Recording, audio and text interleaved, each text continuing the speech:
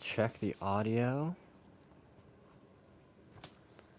really fast.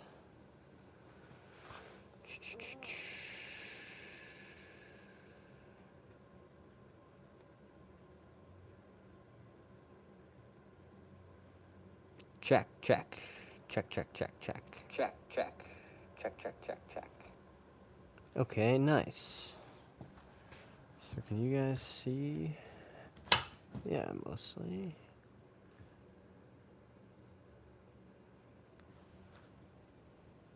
Hopefully it's not horribly crooked.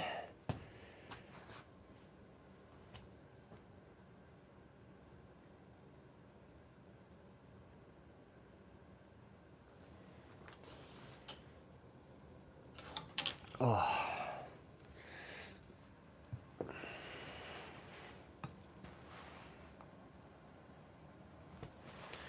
What are we gonna do tonight? Probably hit a bunch of wedges.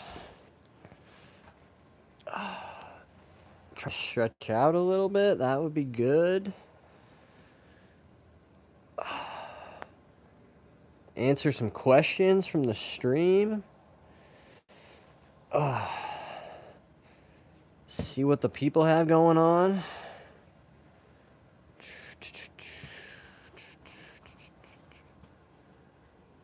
You're working on some new posture stuff? Yeah, that looks better.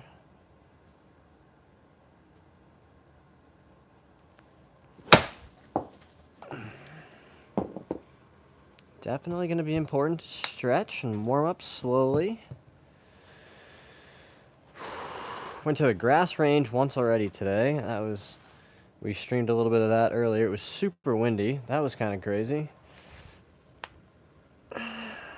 And played a pretty awful 9 holes very early this morning. Trying to just work on some stuff. Which will happen, you know.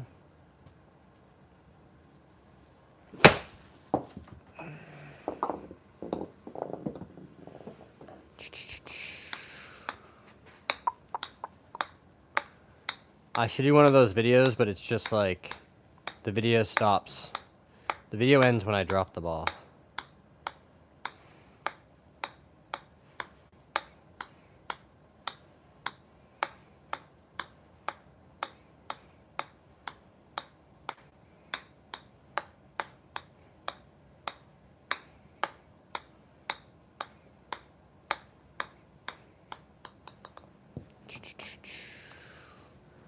I don't know, it could be funny if it was 12 seconds long.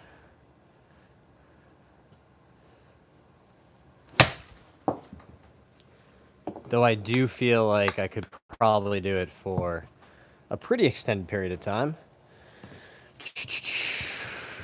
Auden said hi. Mr. Fennec said hi. Vanman Can 11 said hi. Roman said hi. What's up, guys? Welcome to the stream. Hudson said hi. Hudson said, hit it already. Well, we're going to do plenty of that, Hudson. Don't worry. Don't worry. You seem stressed. You seem stressed about hitting the ball. It's going to be fine, my dude.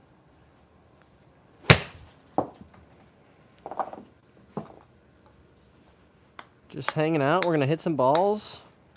Answer some of your questions. Usually what we do in here, guys, is people come and say, hey, I've been hitting shanks, and I don't want to hit shanks anymore. Can you help me? And I say, sure. Let's talk about why that's happening. Here are some drills we could do to fix it, potentially. You know, some stuff you could think about to get on the right track. Trying to share the knowledge, spread the wealth. King of Masks. What's up, King of Masks? Welcome to the stream. Maxman said, yo. What's up, Maxman? Ballin' Bro said hi. Hey, Ballin'. I got hit in the balls today, bro. What? Oh, I'm sorry to hear that, Roman. Drew said, nice swing. Thanks, Drew. Grate, you're welcome. Maxman said hi. Roman said no. Carlos said hi. What's up, Carlos? ¿Cómo está? ¿Está bien? Si quieres, yo puedo hablar poquito de español. Dry Boy said hi. Malachi said hi. All right, let's hit some more shots and we'll catch up in a second. Really, guys, been working on getting this posture a little more angle in this spine here, right? To give myself room, right? Keeping my pelvis more underneath me, right? To give myself room to get through and hit it, right? And of course now it's late in the day and my back's getting tight, so I'm not going to be generating a ton of speed, right? But this is very different than the position I was in before, which was kind of, you know, a little too upright, you know, not a ton, causing myself to get really not enough hand depth, right? More this way instead of being here, I can get a little more tilt.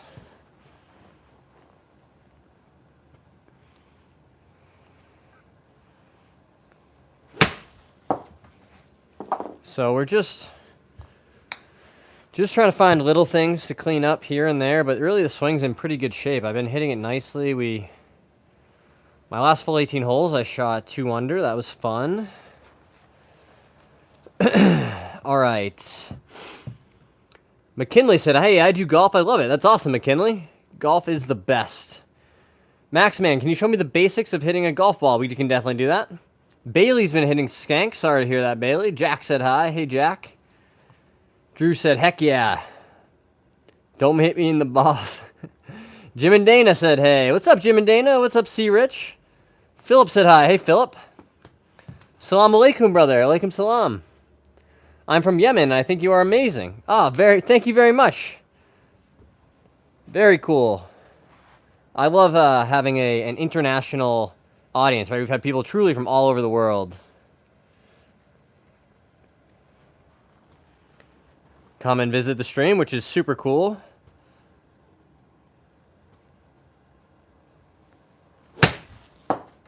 Tell me more about Yemen, brother. You know, what's the golf like there? I've not been to your country yet, but I would love to visit someday. My wife and I travel as much as we can. I think the closest to Yemen I've probably been would be Egypt. Egypt is a very cool country. See, that just, it feels like I have so much more room for my shoulders to stay in it. Did you ride dinosaurs, Philip asks. I've never ridden a dinosaur, but I would love to. If you guys had to pick, drop your favorite dinosaur in the chat. You could go classic, you could go T-Rex or Velociraptor, right? Step Brothers style. That's a classic one. I know a guy who is a big Triceratops fan. It's all about the Triceratops. That's a cool one. Stegosaurus, right? Isn't that the one with the really long neck? The big ones? There's some good choices out there, guys. Jackson says, so over the top. Oh, are you talking about my swing? It could be today. Who knows?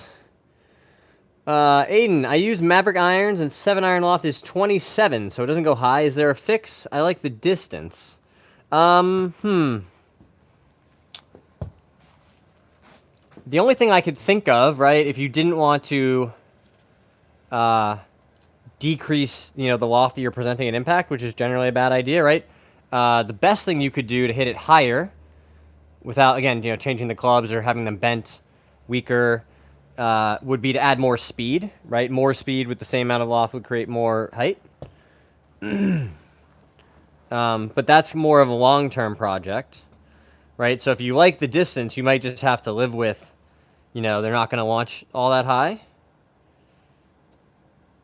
you know, while you work on developing your swing speed.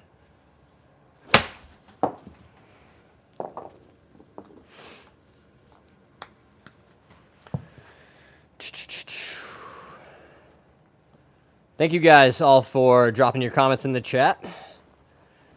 Pretty cool to see all the support. And, you know, big thanks to you guys. Because of all the support, mostly, I will say mostly, because of these live streams. And all you guys hanging out, showing me love, support, asking questions. We got monetized on YouTube. Pretty cool. channel got monetized, which is exciting. You know, just one step in a long process, right? But an exciting one nonetheless to, you know, acknowledge those milestones. So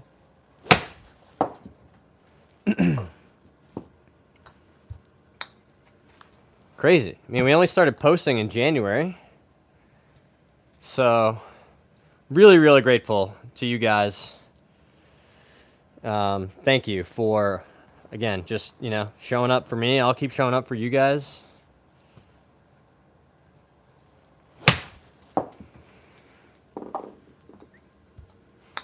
And we'll see where this crazy ride takes us. You know, I'm going to keep playing golf, that's for sure. So if I can share some of the stuff I've learned over the years and put some positivity out into the world, that would be pretty cool. So we're going to keep doing that. Hey, Paul's in the chat. What's up, Paul? It's late in Scotland. Thanks for showing some love on the stream.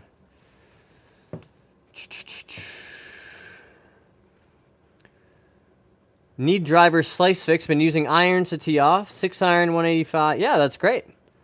My iron lofts are more traditional. My pitching wedge is like 47. But I also, at the moment, am only using down to a 6 iron, and then we've got a 5 hybrid and the 7 wood after that. I probably should do one of those extended what's in the bag videos. Is it worth it to bend my clubs have to go higher but lose distance? I don't know. I feel like those irons might be cast irons potentially, so you might have a tough time bending them. But again, you know, the real answer is get on TrackMan. Make sure that your impact conditions and your launch is where they need to be. Right? Get some data to say like, oh, maybe my ball flight's actually fine, and it's not, you know, it's just kind of an average ball flight. But 6 iron going 185, you know, seems like you have enough speed to generate, you know, a shot like that. So I would be surprised if you really needed to add a ton of height, unless you were really having a hard time like holding greens, you know, even with 6 and 7 irons. But be careful about chasing, you know, those kinds of things in your game. Like make sure that you're really on the right track and there's some data to say like, oh, okay, the ball flight does need to come up some, you know, how can we address that? So that's my main thought on that one. Paul wants to take me to +7. Let's do it, bro. I don't know. Let's see how good we could get. Why not? No golf in Yemen. We would love to have you over. I'd personally host you in my place. Oh, that's amazing. Let's end the war first. Yeah, no doubt. There's way too much war everywhere in the world, it seems, right now. Makes me very sad. I've learned, you know, too late in life, but better late than never, to be a really highly empathetic person. And I think there's just a lot of pain, a lot of people suffering out there, and I wish there was, you know, more to be done about it, frankly. It seems quite pervasive across our planet. But that's very kind of you. I really appreciate you, I mean, offering that kind of hospitality. That's amazing. But you're absolutely right, Paul. Those 2 drives from earlier, those were the best 2 I hit out of the whole session. I don't know what it is about that move. It's just something about like trying to feel. I've been trying to replicate it even in here. Right? Like, what is it about? Oh, that was awful. Yeah, I mean, I'm really trying to just feel that one index finger, but it's definitely different. It's not what I'm used to. I've been working on trying to feel more of the arms and the body swinging the club. But I'm definitely intrigued. 33 Sneaker said hi. What's up, 33? Thank you, Ayman. If you guys are enjoying the stream like Ayman, I hope I said your name right, my Yemeni friend. But if you guys are enjoying the stream like him and you want to subscribe, it really does help us out. I'm super excited for, keep growing the channel. Keep, doing more of these, trying to make them better. Trying to, improve what I can offer. All that good stuff. Swinging from the middle of grip. Okay. Be loose. I think I do struggle with that a lot. Right? I have so much tension on the golf course, in the grip. I think I swing better when I am consciously thinking about that. Like if I try to say, okay, like keep the grip pressure at like a 3, I think it does work.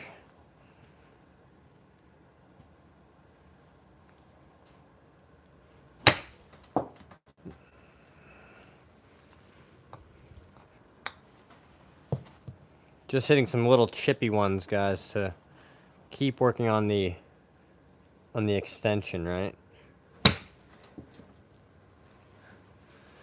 Trying to keep the hips out of the way. Clear that lead side. I do like that feel a lot. Walker says, yo, we need more golfers. What's up, Walker? Nice setup. Thanks very much, my dude. Is it worth it to switch my Maverick irons with low lofts to higher loft Tacoma 101, and will I lose distance? Well, physics tells us that if you swing the same speed, same impact conditions, and you have less loft, the ball should go not as far. So probably. But again, my advice would be to be careful about trying to chase these objectives with equipment or with quick fixes, right? Like make sure that you really do have a height problem, with your shots. And then, maybe think about getting fit. Is it, could you address it with the golf ball? Could you, get fit for different shafts, right? But I've been there and I've done the like, oh, I get really excited about this new idea I have. I'm going to get some new irons. I'm going to, as soon as I take them to the range or the course, they're going to feel great. It's going to solve my problem. The ball's going to be going, nice and high like I thought it would, right? And more often than not, like that's just a fantasy that we tell ourselves. So just make sure that you really are, pursuing these things for the right reasons, right? And that you have a plan.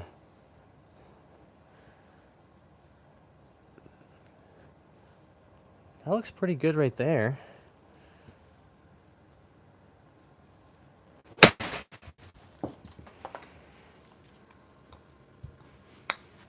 And I tell you what, I've been hitting a lot of short irons in here, trying to work on my, again, just make sure I'm hitting the center of the face. The swings is solid on those, those key kind of like 75 to 150 shots that we have a lot of.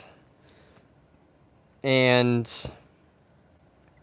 it has put a real beating on this mat. This thing is not even going to last more than a few weeks. So not sure I'd recommend the MaxFly mat.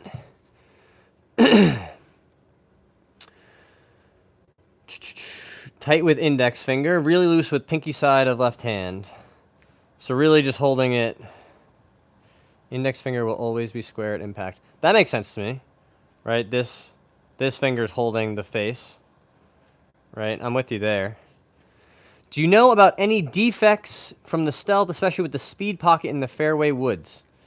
No, not specifically. However, I will tell you that I had a Stealth driver, an original Stealth, and the face cracked not that long ago. So I now have a, new to me, QI10 driver in the bag.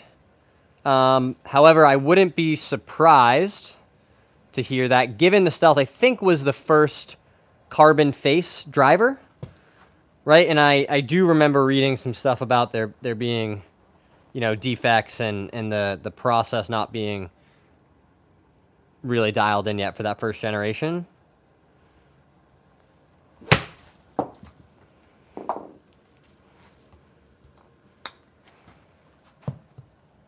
But no, not specifically. Reliable Maintenance Services said hi.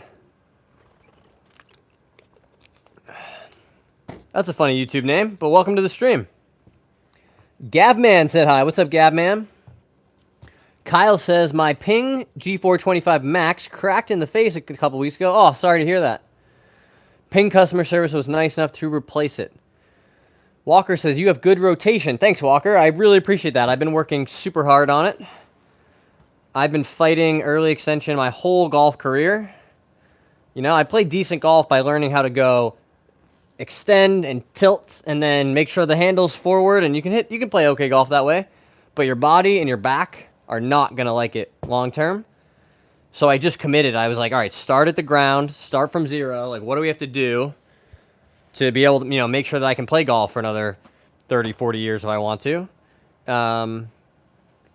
And it really started with, you know, mobility, right? I didn't have enough mobility in my hip and my ankle like I do now to actually like do that rotation, right? Like you need to pivot around this hip. And I just, you know, my hip didn't go that far. So I had to start with, okay, like what are the stretches you have to do? You know, how often do I do it? All right, every day. And I did that for months and months, and it got slowly better. And now I have decent, you know, mobility, but it's still kind of crunchy in there sometimes. I mean, you know, a lot of wear and tear over the years. And then I started to say, okay, like what are the drills to, you know, how do you fight the early extension, right? It's getting your hips out of the way to allow the hit to happen. Right, and for me, it all started with the takeaway. I was always steep because the takeaway was here, and no matter what I did, right, I just couldn't help it going this way. So I had to finally learn, like, keep the hands in, keep the club out, right? You know, what kind of clicked for me was this idea of we need time and space to, like, get everything out of the way, right? And the way I felt that was with these kind of one-arm swings. Because when you do it that way and you just let your body like move the way it wants to, it would be very weird to early extend. You wouldn't like get here and then just go, oh, like let's, you know, get closer to the ball and then kind of steepen it. Like, you know, you just kind of flow with the hit. And the more you work on that and just try to, you know, it helps with tempo. And you're just trying to, you know, let your body organize itself. Adding a little bit of movement and removing the trail hand. It's a really good way to do that. Really, really good. Loopy Soup said, yo, what's up, Loopy Soup?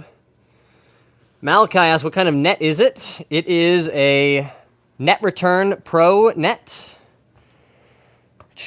My handicap's usually between 0 and 1, plus 1 and 1, somewhere in there. I want to get to plus 2, plus 2.5, something like that by the end of the year, but we'll see. Orange Crush said hi. What's up, Orange Crush? What's up, Alex? You should be able to stay square 12 inches after impact. All right, I like that idea. That's a good thought to have. Gavman, what's your favorite club in your bag? It's got to be the driver. I love hitting driver. Just tee it high and let it fly. It's always, you know, I always had some amount of speed. So that was, you know, driver's been the best club in my arsenal for quite a while.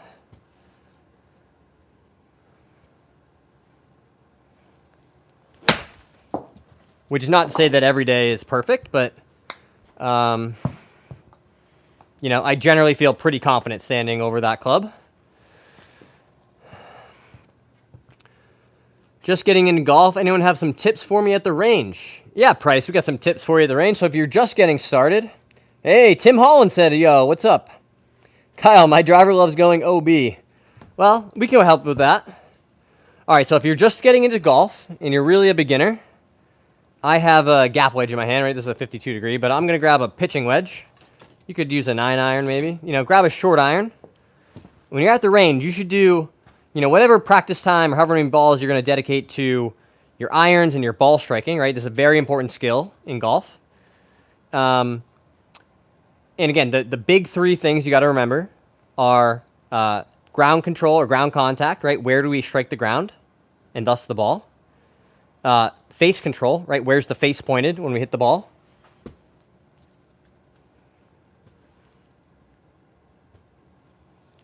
And so what I want you to do is just make some little half swings, right? You don't need to, what's most important for working on your ball striking is this impact position, right? So making sure that we're striking the ball, a downward angle, we're hitting it in the center of the face, and that face is pointed towards our target, right? So pick out a target, and I want you to try to hit this ball maybe 30 yards, 40 yards, something like that, right? And you're just going to bring it back to your waist and try to make sure, as consistently as you can, that you are striking the ball solidly, you're hitting the ball first, and that it flies, up into the air and pretty straight towards your target, right? And you can reduce the speed until you're able to accomplish that, right? And just really learn what it feels like to make a solid strike on the ball. And the time, once you've learned that, then you can add speed, right? We watch TV and we see these pros with these big, long, beautiful swings, right? And they're all swinging back to here, right? If you're just getting started, don't worry about all that. Just worry about what's below your waist, right? Learn how to hit it really solidly, like that. Then, once you feel like, if I gave you 10 balls and said, hey, make that little half swing, hit it, 30, 40 yards in the air, that you felt like 9 out of the 10 were going to, be pretty solid, then you could say, okay, let's start adding some speed to it, right? So it's the same swing. You just make it a little longer, right? And that was maybe, 65%, something like that. And it will get more difficult, right? You're increasing the skill required to, again, make that solid contact, hit the center of the face, all those things we're looking for. And that's how you build your golf swing, I think. If I was starting from scratch, right, if I'd never played any other sports, and I still knew what I know now, and I was getting into golf, that's what I would do. Braden said hi. What's up, Braden? Click said hi. What's up, Clicks? What's up, Albin and Ratco? Hey, Ratco. Important to stay hydrated out here, Thanks very much, Price. Price said thanks for the advice. Definitely going to sub. If you guys are enjoying the stream, you're getting, something useful out of this, or just enjoy hanging out, finding some positivity in this grim world we all live in, hit that subscribe button, get the notifications, see what else we're up to. Shout out to Price. That's awesome. Thanks very much. Okay, so Gabman said, every shot is good for me besides chipping. Sometimes good, but sometimes it shanks far right. How would I improve that?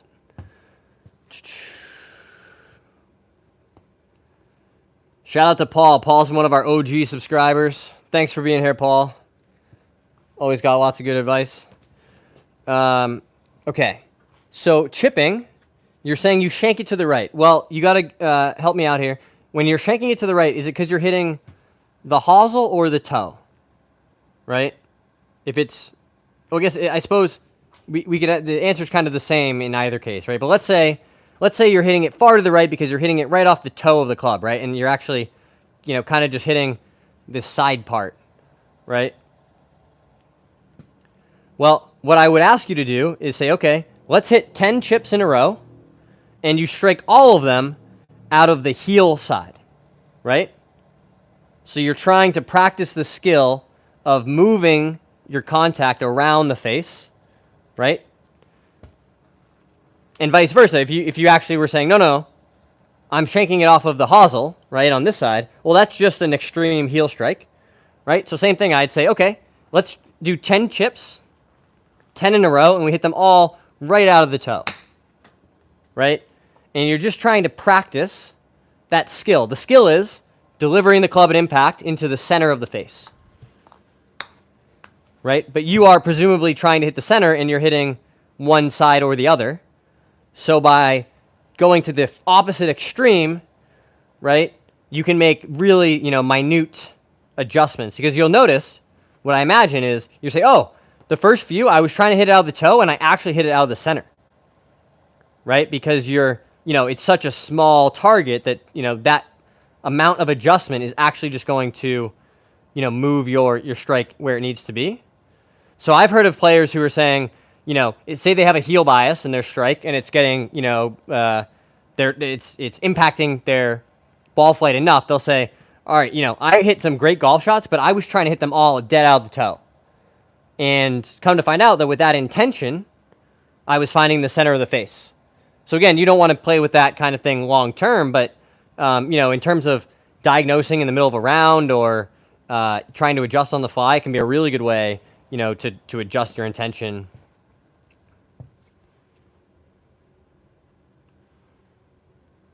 Shout out to Michael. What's up, Michael? Welcome back to the stream. Peyton said hi. Hey, Peyton.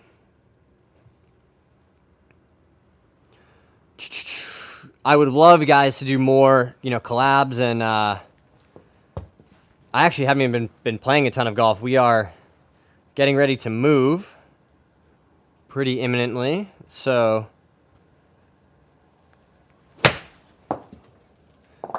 things have been a bit hectic on the personal side, but again, trying to do as much content as we can, improve my skills, keep giving back to you guys for being so supportive of me. You're welcome. Okay, so Charles wants to know how to hit irons. So same thing I was just chatting about, Charles, right? Grab a pitching wedge or a 9-iron, and you got to learn impact. The most important thing, the skill you want to build, is how do I get this club onto the ball, with some descending strike, and I'm hitting the center of the face, and that face is pointed where I want it to, right? Those are the key skills that you need to build. And what I would ask you to do in that effort is when you're on the range, have the bulk of your practice time related to your iron spent working on impact, right? How do you do that? Well, you make the swing slower and smaller, right? So I have this pitching wedge. I might try to hit it 30 yards, right, in the air. But I'm going to make sure that I make nice contact and I strike the center of the face, right? So that's kind of the goal, and then a drill you can do.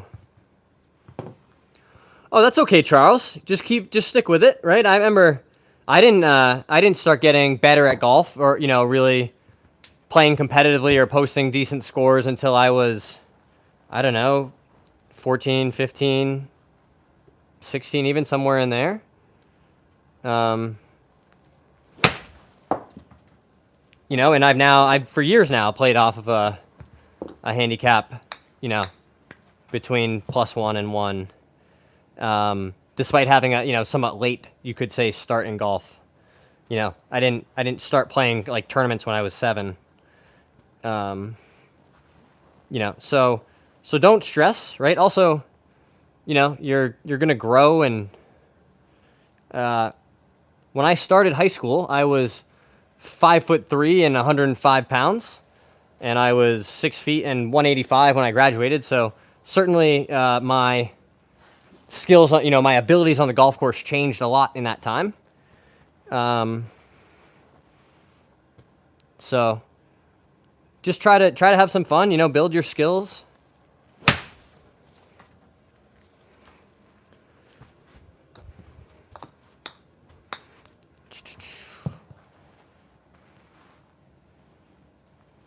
And remember, there are things, even if you're saying like my skills as a ball striker or as, swinging with a lot of speed haven't been fully developed yet. I'm still a junior player, right? Remember, there are things that you can also, outperform in, right? You can have an awesome attitude on the golf course. You can prepare, right? If you're going to go out and play a tournament, you could say like, oh, I'm going to do my homework. I'm going to look at the course before.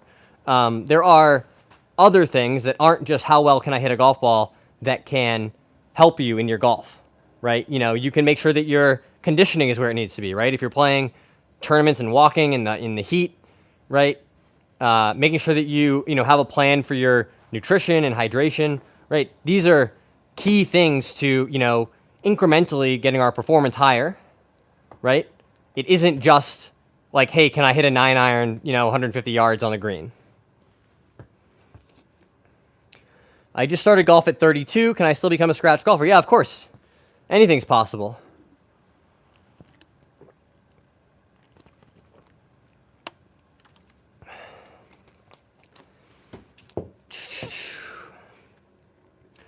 Does more tattoos correlate with better contact? I think it definitely does. I think the more, I have noticed that, right? You know, I come back from getting tattooed and I hit balls and I'm like, man, I feel like I've powered up a little bit, right?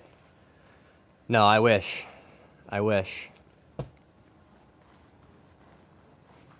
I don't know if it makes it better or worse, but from the time that I had 0 tattoos to now, I probably went from like a 3 handicap to a 0.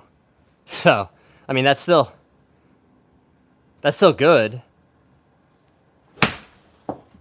But it, you know, if that was true, right, I would have gone from like a 3 to a +6. You know, I'd be out on tour, right, if I was powering up with my tattoos.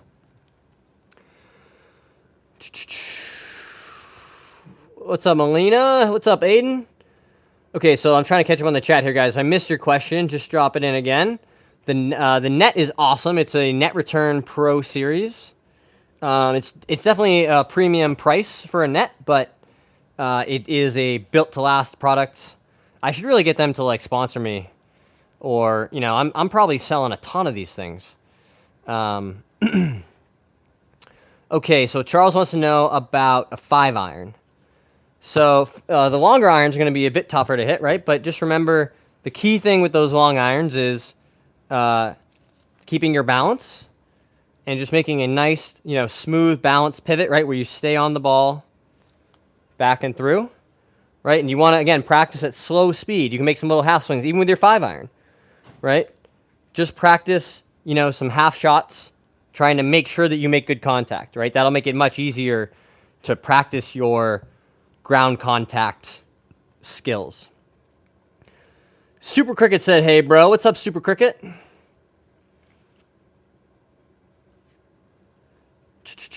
Not having a chill time. It sounds like you're getting a bit disconnected in your swing.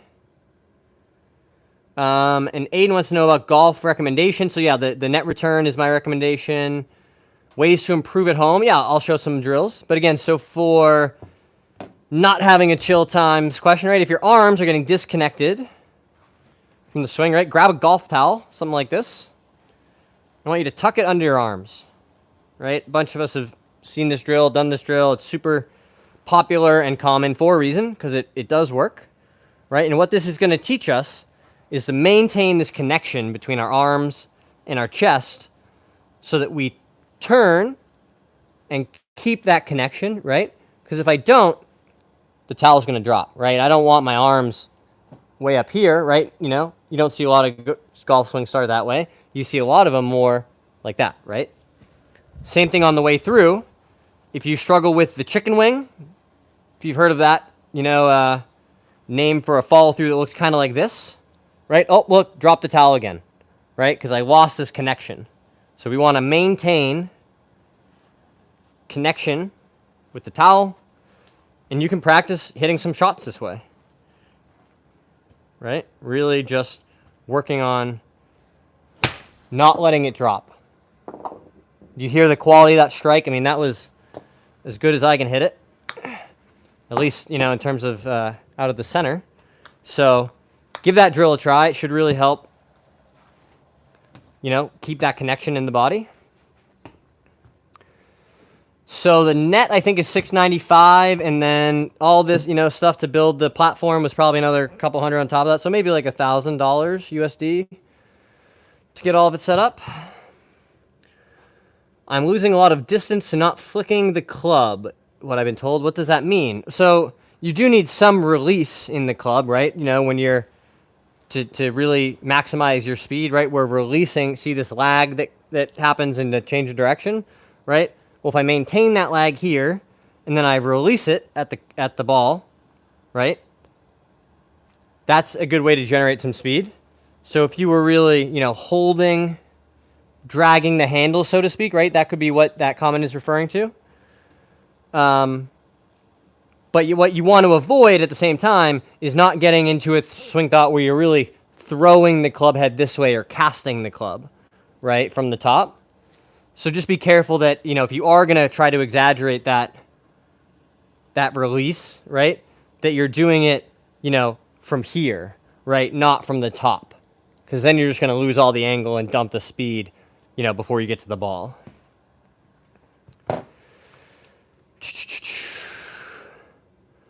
You're welcome. I'm not having a chill time. Okay. Hood Skater said, love your stuff. Thanks very much, my dude. Tips for outside takeaway. Okay, so if the takeaway is getting too outside, right, too disconnected again this way, you could do that towel drill, right? That would be good because you'd notice when I get it too outside, right, boom, I lose the connection here. So you could pop the towel under your arms. But another takeaway drill that I've been trying recently, this is the Nelly Corda drill, right, is you put another ball directly behind the one you're going to hit, right? And our goal here is to, in our takeaway, push that second golf ball in a straight line down our target line, right? So if you have an outside takeaway, right, you're going to push it out that way. And that would give you some immediate feedback to say, oh, my takeaway is not kind of on plane or where I want it to be. So you could get in here and practice, again, trying to make sure that it's coming straight back here, right? That was even a tiny bit outside, so, and see, I saw it, right? Not as sharp an angle as when I was exaggerating it, but I would immediately know, like, okay, that was a little bit outside, so we need to have it be right on our target line, right? Boom.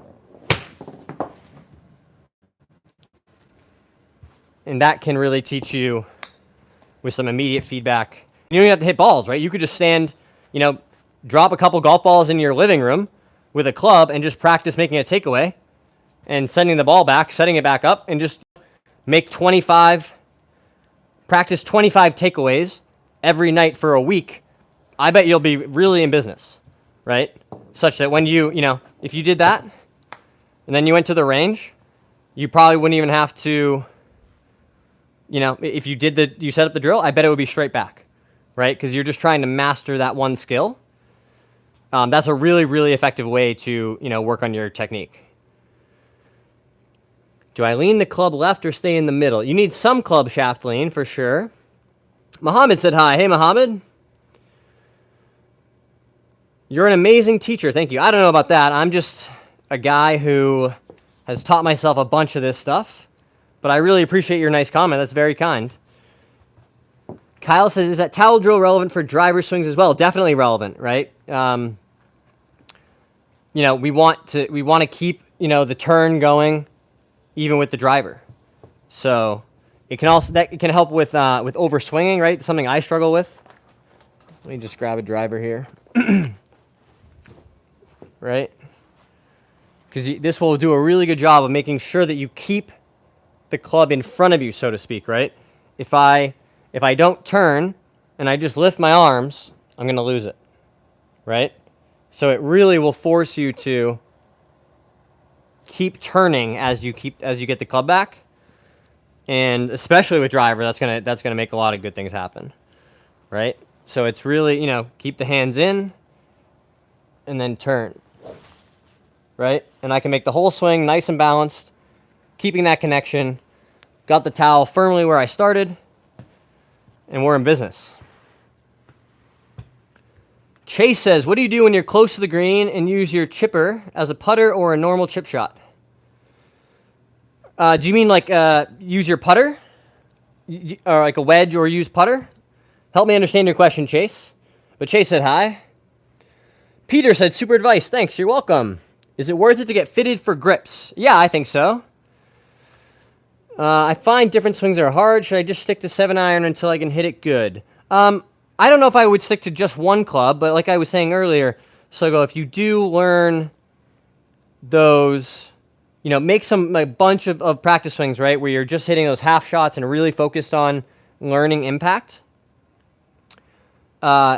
I think that should translate all the way through the bag, right? Because you don't want to get to a point where you're out on the golf course saying, well, I only, want to hit this one club because it's all I practice with. Control kicks, what do you shoot? Usually in the 70s. In the last week, I played 2 rounds, and I shot a 68 and a 79. So high volatility still at the moment while we're working through a bunch of new swing stuff still. And some new equipment stuff, so a lot of moving pieces in the game, which is okay. I have time, I don't have tournament rounds starting until, well, I suppose I do have that one at the end of this month. But the good golf, the good shots are definitely better. I'm really happy with, a lot of the improvements I made. It's just out on the golf course when you're, under a little bit of pressure, trying to commit to those new swing thoughts and feels can be challenging. So that's, again, when I put it all together and I hit it solid for 18 holes, we're shooting under par. Right now in New England, driver is a lot different from irons. Yeah, a bit, right? Because our goal is different. With the irons, we want to hit down into the ball, right, in order to hit the center of the face and compress it. With the driver, we want to hit up on it. We want to launch that ball with not a lot of spin up into the air. So you're correct in that the swings are different and that our objectives are different between driver. And maybe 4 or 5 irons are flatter and harder to hit, I think. Yeah, exactly right. That is generally true. I agree with everything you said. Which, again, is why a lot of, intermediate players say, hey, I can hit like my 8-iron, 9-iron pitching wedge pretty solidly, right? But I just can't hit a 4-iron. And a lot of times what you'll see in those swings is some of that, inside takeaway and then a little bit of steepening, right? Because with the shorter irons, you can get away with a little bit more, early extension and steepness into the ball. But with a 4-iron where you don't have as much loft and the shaft and the club are longer, right? The swing plane is flatter to begin with because of the length of the club. When you do make that steep move, it's going to exacerbate the impact and thus make those clubs much more difficult on a relative basis to hit. So that's usually a decent place to start if someone says, hey, I'm hitting my 9-irons great, but I can't hit a 4-iron for my life. It might be a little bit of steepness.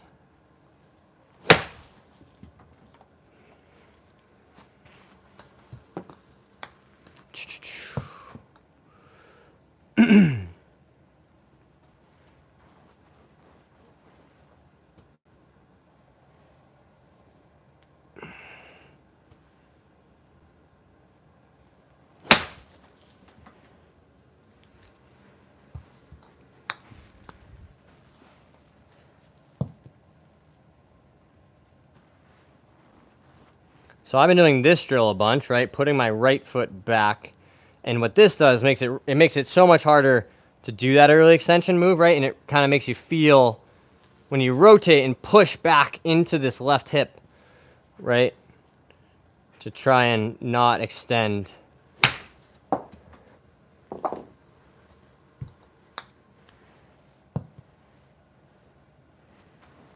So again, some of these kinds of drills are great for indoors because you can really focus on the movement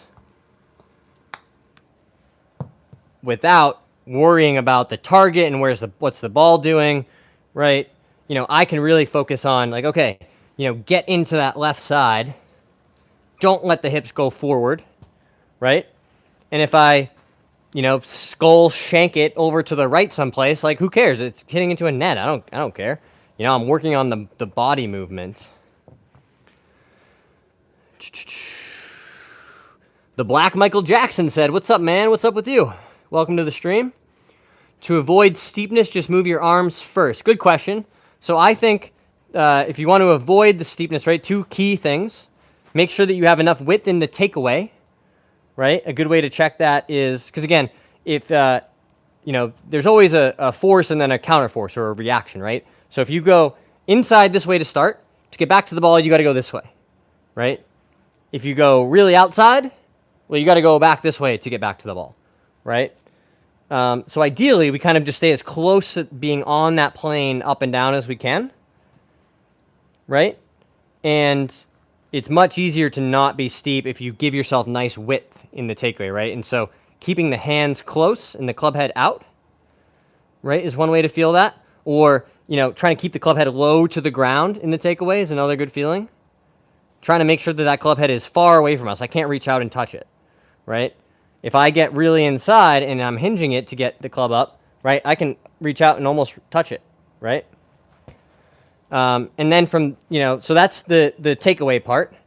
And then the downswing part that I've had to work super hard on, this is something I struggle with and still struggle with, right, is not just giving it a ton of right hand, right? Because if you throw the club with the right hand from the top, what happens? Steep, because the club goes out, right? So to allow it to shallow, you have to make sure that the right hand is kind of inactivated until maybe, hip height, right? So I had to do a bunch of freezer drills where you make a backswing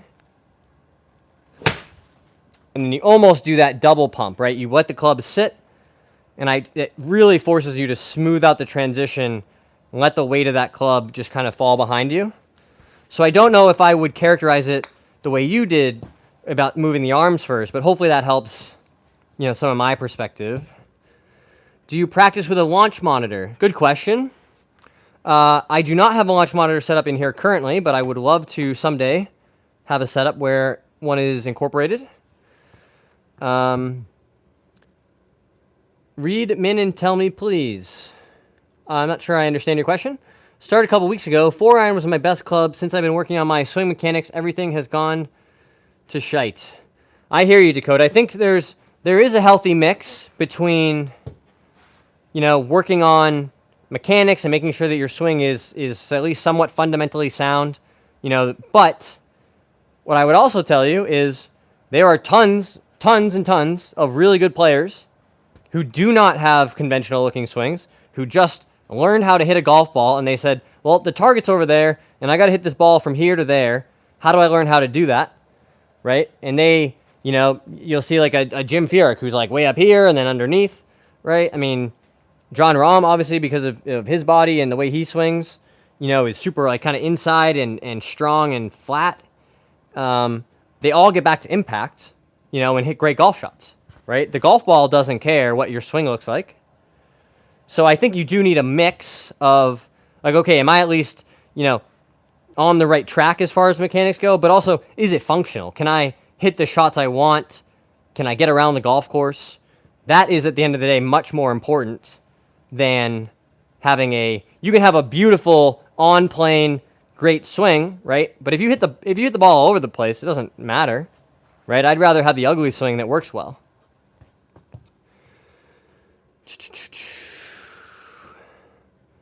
You remember me? I was here last year. Well, you weren't here last year because we weren't here last year. I have a terrible slice with my driver. Can you help me? I can help you, Perry. So the drill I'm going to have you do, Perry, is set up some sort of barricade, right? I could, I'll use this towel, right? You could use a head cover. It's another good one. And set it up just outside and behind your ball on the right side, right? And if you're slicing it with your driver, what's probably happening is, well, what we know is happening is that the face is open and the path is across it, right? So what your swing, I'm guessing, looks like a little bit is you get it going inside this way and then over the top this way, right, to get back to the ball, and it's causing that big slice. So by putting this here, it's going to block your path to the ball if you make that swing, right? So over time, when you do this drill enough and you learn to successfully accomplish it, right, you're going to learn to train, you'll train your body to swing it in a way where you approach from the inside, right? Because you don't want to hit that head cover or that towel that you've got put down, right? So by physically blocking your path to the ball, if I make that steep swing, boom, I can't even get to it. So that can be a really, really good drill to develop, some better impact conditions, especially with the driver. Oh, great. Beans had the same question. Why I'm learning golf online and indoors. It's definitely possible, yeah. I'm a starter in golf. If I hit it straight for like 150 yards at the driving range, I don't know if that's good though. Yeah, that's great if you're just getting started. Just again, if you're just learning, learn those impact conditions, hit some, little chippy pitching wedges, 9-irons, right? Learn impact. Make sure that you can return the club, hit it in the center of the face, right? Then start adding some speed, then see how far you can hit it, right? But it's so important early in golf, early in your journey, to really spend some time learning impact. Sin-Chan can play better than you. I don't know who that is, but I'm sure they probably could. After I tried not going over the top, I started sliding every shot because my face was so open. So yeah, so that's a different skill you need to develop, right? So there's the path part. What is that, largely determines how much the ball will curve, right? But so you're saying, okay, I got my path on plane, but the face is still open, right? How do I do that? Well, you get the face more shut. So try to separate those two things, right? And remember, you can still, you can train on, practice closing the face, getting it more shut to make that move functional, and acknowledge that the new move, right, the correct path that's not over the top, is probably going to be more functional.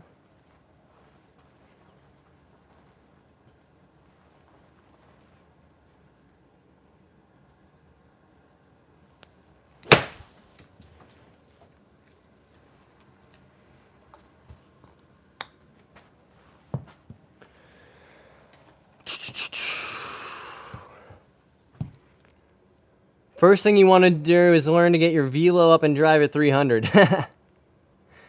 If I'm driving 150 as a noob, do I just speed my swing up to hit it farther?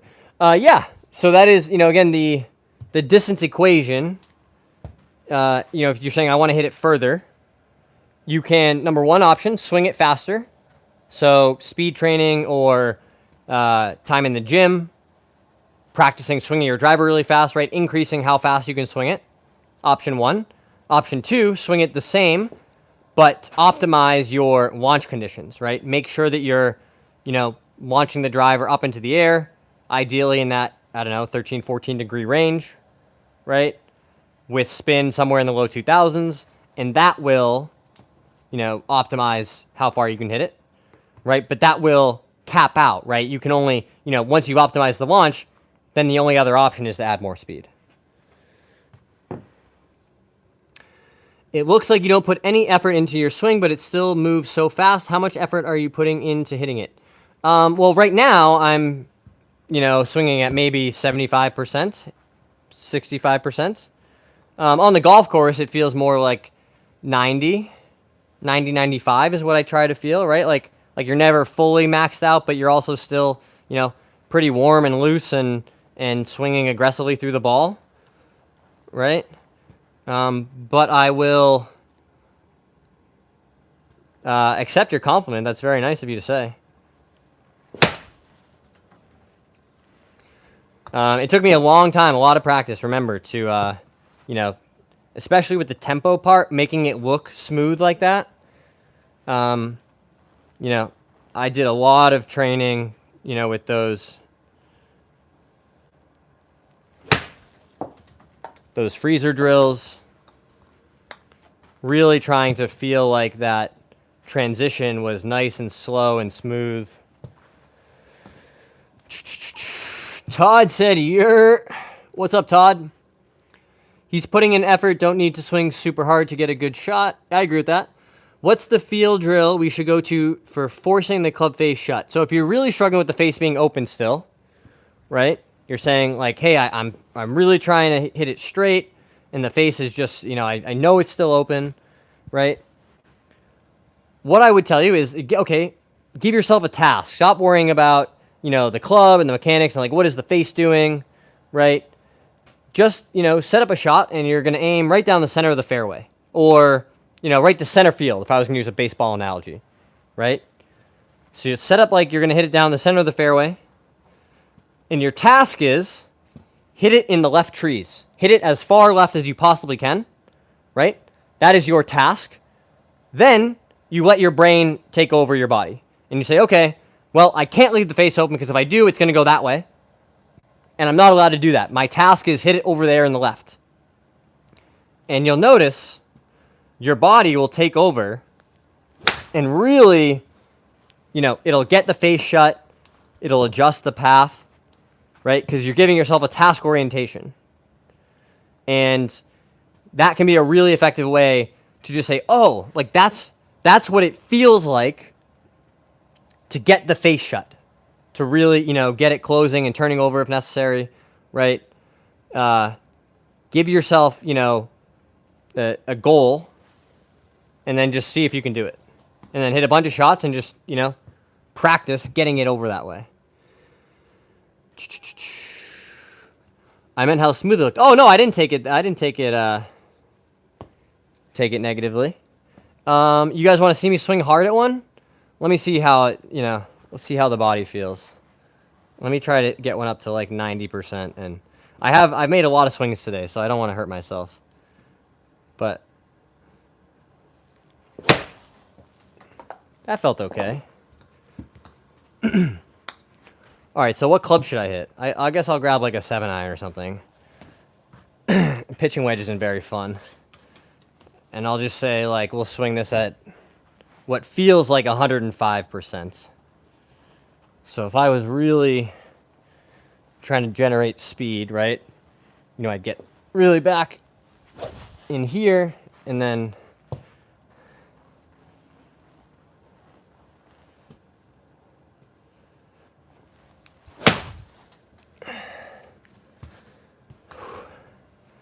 so that's kind of like max effort,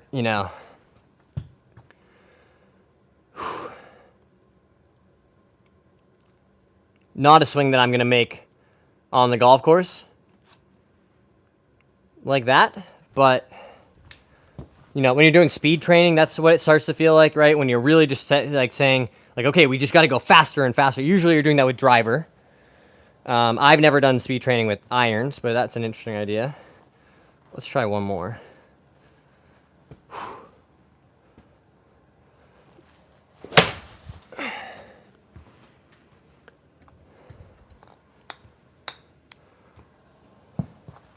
So that's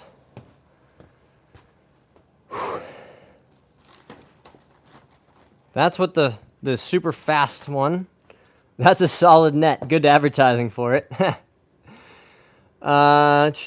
Is wrist hinge important? So I think wrist hinge is a thing that happens more as a result of doing the right things in your swing, right? If you watch Scotty, like his wrists don't hinge until the top. A lot of good players, right? The club is just kind of, you're putting energy into it. It's floating back, right? And the wrist hinge happens when we change direction, right? Because that club is still moving, right, when our hands stop. So notice all that wrist hinge is a result of the weight of that club, right? I'm stopping its movement. It's transitioning from the backswing into the downswing. So to me, that's really where the wrist hinge happens. And then you're unloading it late in the downswing, right, to really store and then unload as much of that speed into the ball as you can at the bottom.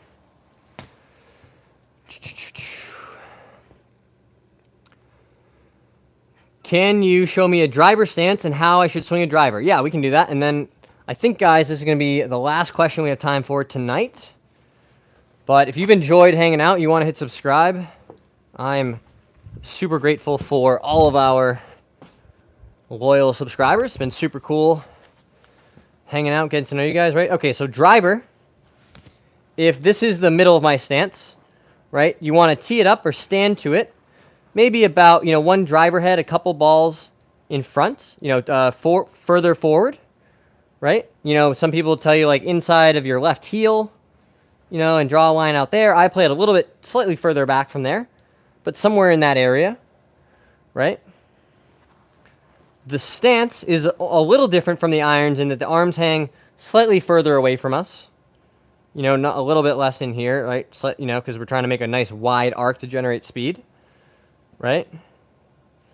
And then from there, you keep the club head, you know, on this wide arc around your body and swing it.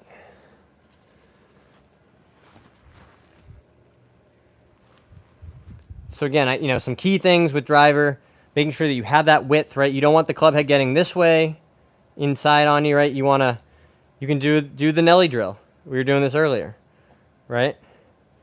You're gonna push that ball straight back, and look what happens. Nice and wide.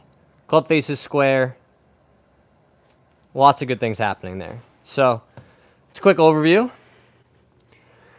When did you have the most of your lessons, and how often would you get lessons now? So I've probably, in my life, I've been playing golf, you know, somewhat regularly for like 20 years. I've probably had 10 golf lessons in that time total. So you know, one every 2 years, I guess, is the answer. But it was somewhat more sporadic than that. I was a pro at my last club that I really liked, so I did a couple lessons with him. He's a really good player. But mostly it's just been, you know, like a lot of you guys, trying to dig it out of the dirt, hit a bunch of balls at the range, you know. I invested in a setup like this so that I could, well, number one, you know, to do streams and to chat with you guys, be able to do drills and stuff. But also to work on my own game, right? So, yeah, I mean, it's that was part of why I wanted to start the channel to some extent, right? Is, you know, I've been there. I've figured out how to get better, how to lower my handicap in a way that wasn't like get a golf lesson once a week forever and then be good. You know, I just, that was never an option for me.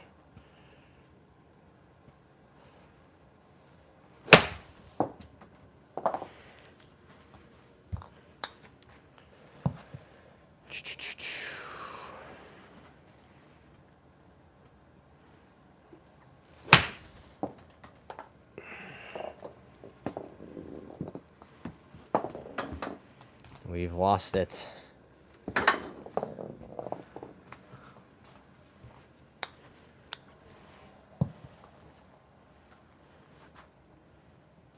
Shout out to all the new subscribers. Shout out to all the OG subscribers. Thank all you guys so much for being here.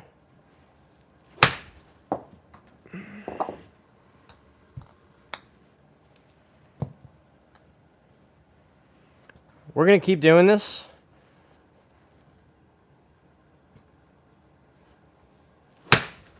So make sure you hit the subscribe button. Get the notification so you'll know when we go live. I'm hopeful. We are getting closer, guys. Like I said, I will be moving, so there will eventually be a schedule. So you can say, oh, I know there's going to be a stream at this time, and I can go hang out, or I can ask a question. Or say, hey, I did that drill that John told me to do, and it worked, or it didn't work. You know, we've had a bunch of people come back and say, hey, I tried that drill, and I didn't slice it, and it was fun. That's super fun for me, so that's some of my favorite stuff is people coming back to the stream, right, to say, like, hey, that actually worked.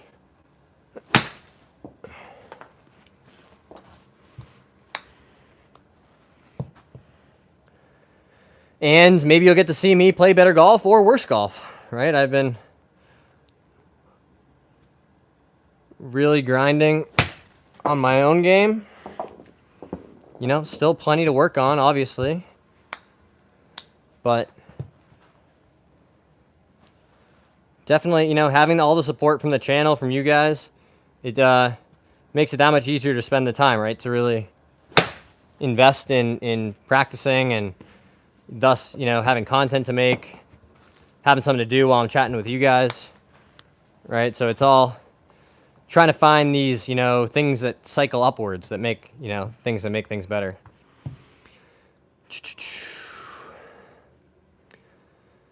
Thanks, Dakota. I appreciate that. Maybe it's just a slow transition then. So, I'd be careful with the slow backswing, right? I think, you know, check out the tour tempo stuff. There's a lot of good research there. What about weight shifting? Is it bad lean on front foot? Not necessarily. Swing, batter, batter, swing.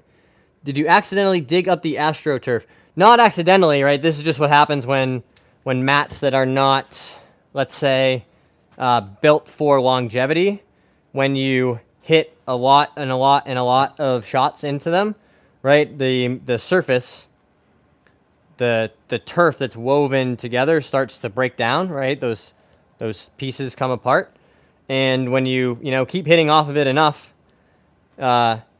yes, it eventually, the pieces break apart. So eventually, I'm just gonna keep moving around the net as long, the mat, as long as there's some turf to hit off of, and then I'll flip it around and I'll hit off of this side. Try not to get bit by a mosquito.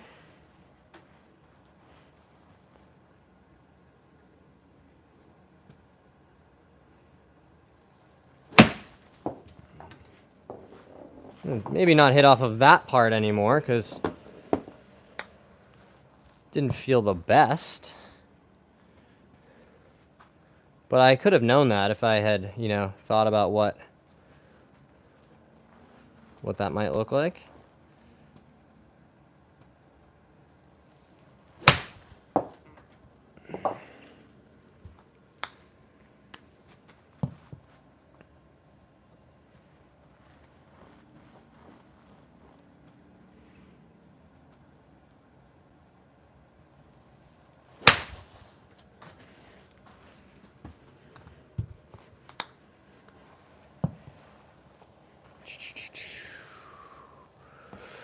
Quinn said hi. Hey, Quinn.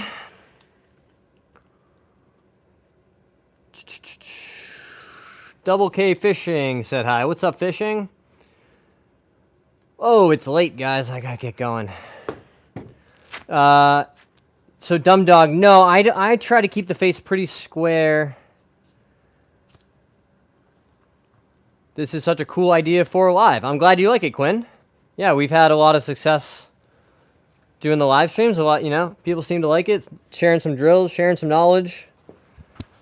Some good discussions in the chat, talking about golf stuff. Talk about some other stuff too. But yeah, I'm going to sign off for now. We're going to do this again soon, so turn on notifications, hit subscribe. Thanks for being here, guys. We'll see you next time.